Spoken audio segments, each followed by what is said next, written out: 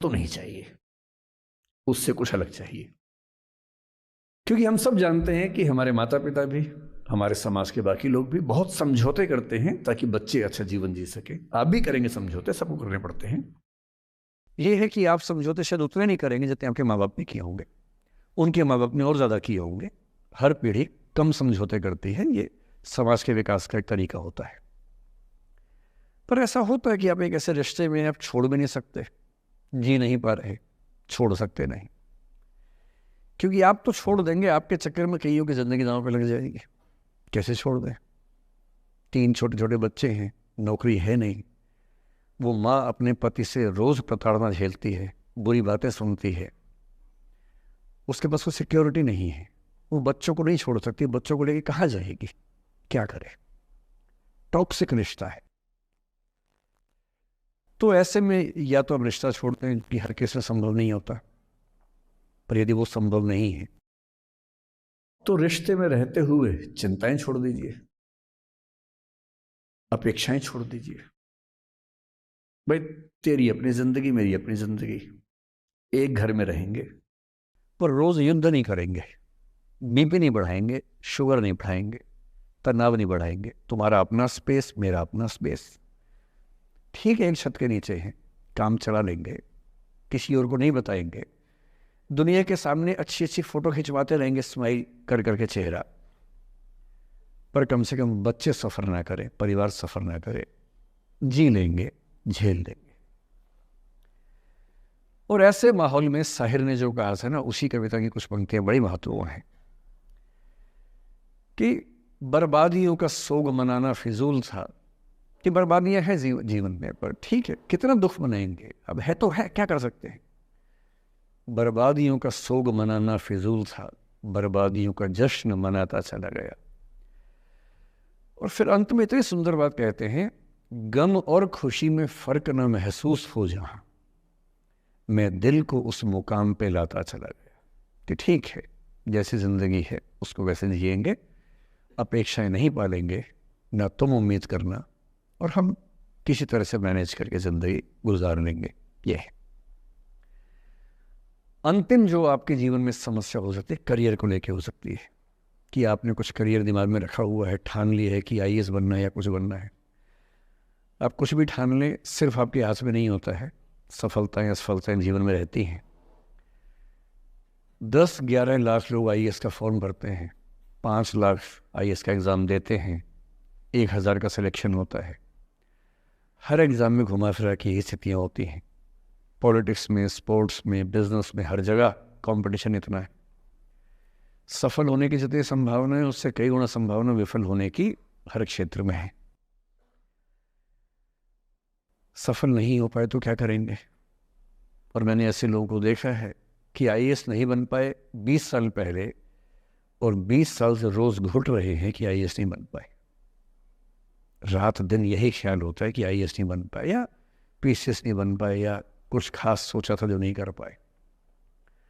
तो मैं आप लोगों से निवेदन करूँगा कि यदि आपकी आर्थिक पृष्ठभूमि ऐसी नहीं है कि जो बहुत मजबूत हो, तो हमेशा एक बैकअप ऑप्शन ज़िंदगी में लेके चलिए। किसी करियर को दिमाग पे इतना हावी मत होने दीजिए कि वो नहीं मिलेगा तो कुछ नहीं होगा। आप उस दौर के व्यक्ति हैं जहाँ इतने ऑप्शंस दुनिया में हैं जितने कभी नहीं थे, इतने ऑप्शंस हैं। बस एक ठीक ठाक सा व्यक्तित्व बना लीजिए, एक ठीक ठाक सा कॉन्फिडेंस रखिए अपने ऊपर, और यदि आपके पास बेसिक स्किल्स हैं, भाषा की, चिंतन की, समझने की, कैलकुलेशंस करने की, प्लानिंग करने की, स्ट्रेटेजाइज करने की, और मेहनती आप हैं, मैं गारंटी से कह रहा हूँ कि इस दुनिया में कंपटीशन नंबर्स में बहुत ज़्यादा है, कायदे का कंपटीशन नहीं के बराबर है। बहुत मजबूत लोगों से आपको भिड़ना नहीं पड़ता है। भिड़ते हैं 5 लाख से, पर उन 5 लाख में कुछ ही हैं जो भिड़ने लायक है। इतना कॉन्फिडेंस रखिए, जैसे कहते हैं ना कि हम भी दरिया है, हमें अपना हुनर मालूम है, जिस तरफ भी चल पड़ेंगे रास्ता हो जाएगा। इतना भरोसा अपने ऊपर रखिए कि ठीक है, ये नहीं तो कुछ और करेंगे, वो नहीं तो कुछ और करेंगे, लेकिन कुछ ना कुछ बढ़िया कर लेंगे। और उस बढ़िया करने की शुरुआत कॉलेज की ज़िंदगी से होती है, उड़ान सोसाइटी संभाल लेंगे, निष्ठा संभाल लेंगे। अभी मैडम ने बताया कि 80 सोसाइटी से बताई, इसके उन्होंने 60 बताई। 60 सोसाइटीज़ हैं, किसी सोसाइटी का हिस्सा बन जाइए।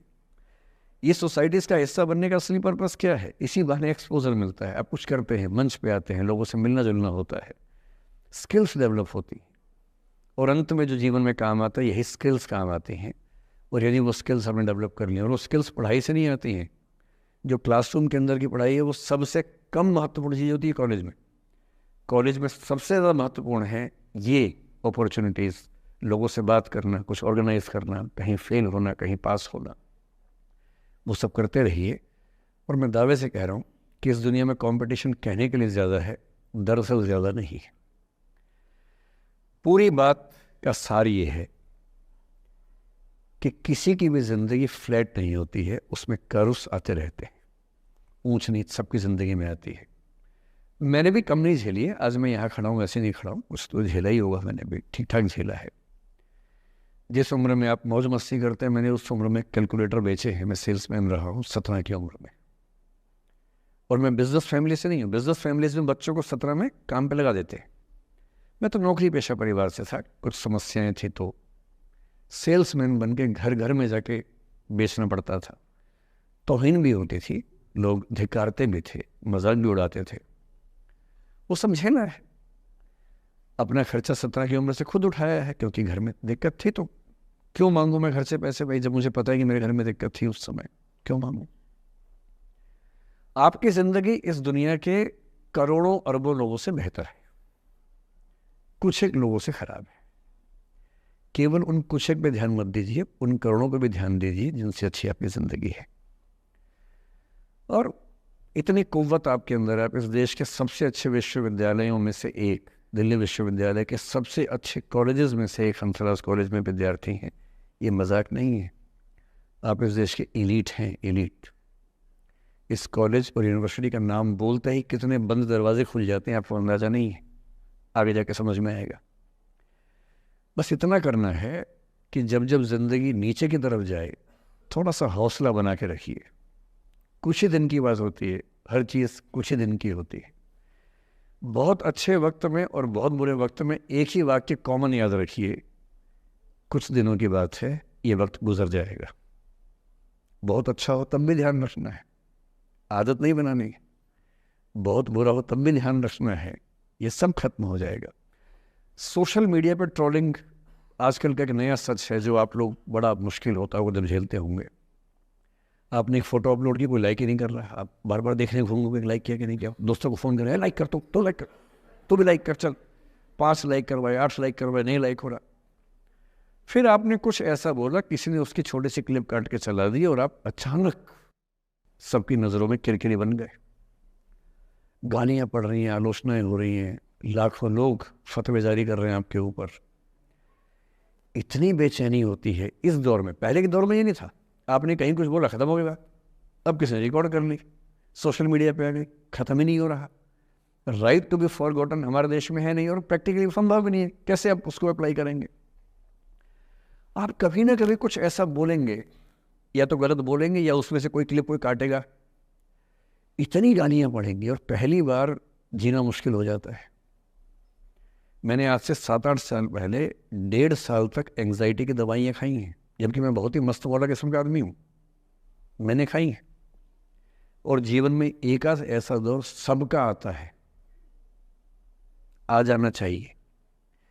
जब जीवन में एक आध बार ऐसा हो कि सारी दुनिया पीछे पड़ गई है, बहुत दिक्कत होगी, घबराहट होगी, बेचैनी होगी, एंग्जाइटी होगी, डिप्रेशन होगा, सब कुछ होगा। लेकिन एक बात ध्यान रखना, मेरी इस बात को ध्यान रखना, वो पहली और आखिरी परीक्षा है, उसके बाद कभी नहीं होगा।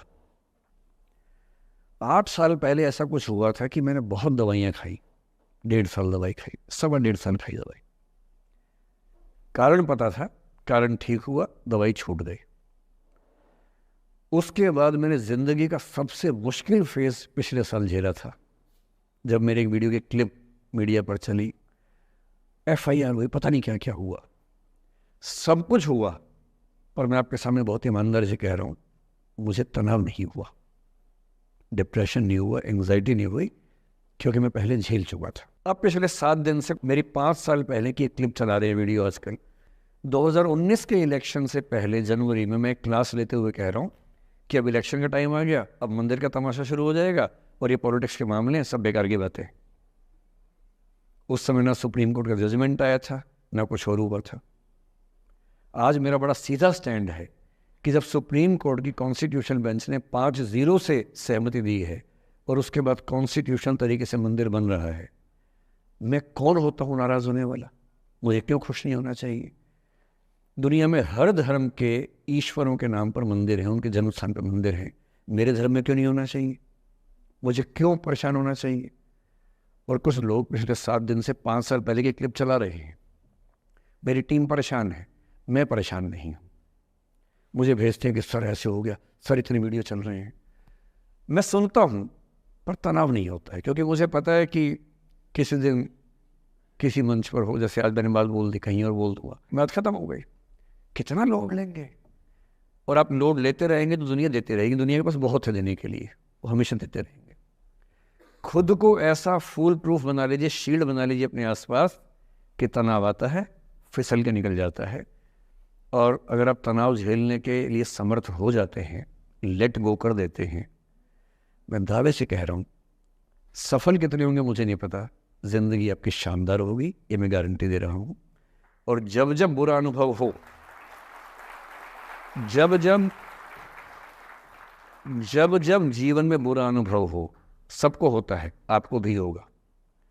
जब जब बुरा अनुभव हो, मेरा सूत्र वाक्य है जो मेरे व्हाट्सएप का स्टेटस भी है परमानेंट, मेरे दिल में गुथा हुआ है, दिल पे छपा हुआ है, सबको बोलता हूँ, हर क्लास में बोलता हूँ, आपको भी बोल रहा हूँ। एक लाइन याद रखना, क्यों डरे जिंदगी में क्या होगा, कुछ ना होगा तो तजुर्बा होगा, उससे बड़ा कुछ नहीं है।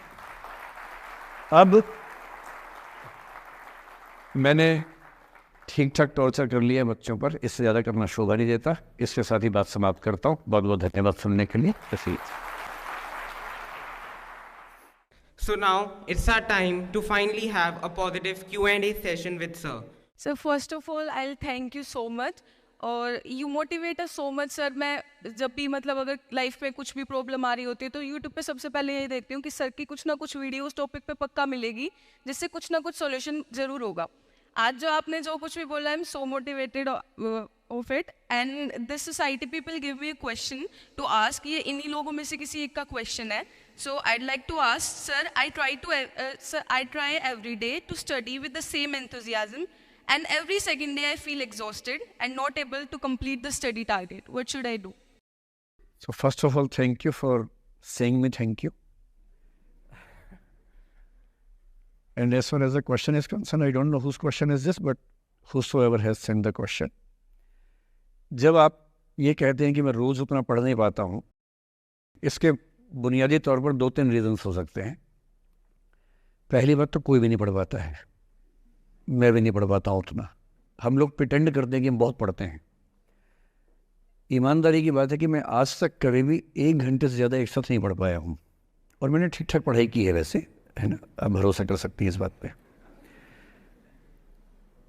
एक तो अपने आसपास ऐसे लोगों से बचिए जो बार बार दबाव बनाए कि मैं तो बहुत पढ़ता हूँ, तो कितना पढ़ती है।